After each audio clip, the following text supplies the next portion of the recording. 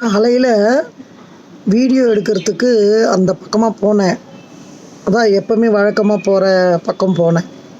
அப்போது ஒரு லாரி மாதிரி டெம்போ நின்றுட்டு இருந்தது. அதில் ஒரு வாசகம் படித்தேன், ஒரு வார்த்தை படித்தேன். அது கொஞ்சம் டிஃப்ரெண்ட்டாக இருந்தது. படிக்கும்போது சிரிப்பு வந்தது. அப்புறமா சிந்திக்க செஞ்சேன், சிந்தனையும் பண்ணேன். இது என்ன டிஃப்ரெண்ட்டான பேராக இருக்குன்னு. கடனாளி அம்மன் துணையா. அப்புறம் அப்படியே கொஞ்ச நேரம் எனக்கு ஒன்றும் புரியல. என்ன, நிறைய ஆட்டோவில், லாரியில் நிறைய பேரெல்லாம் நம்ம பார்த்துருக்கோம்.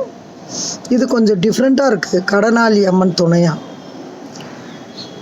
என்ன கடனாளி அம்மன் துணை புரியல எனக்கு. இப்படி கூட ஒரு பேர் இருக்குது இவளுக்குதுன்னு சொல்லிட்டு படிச்சுட்டு வந்துட்டேன். அப்புறம் தான் யோசித்தேன், ஒருவேளை அந்த வண்டியோட ஓனருக்கு நம்ம நிலமெல்லாம் தெரியுமோ, நான் அந்த பக்கம் போவேன்னு தெரிஞ்சு தான் அப்படி எழுதிக்கிறாரோ கடனாளி அம்மன் துணைன்னு. புரியல.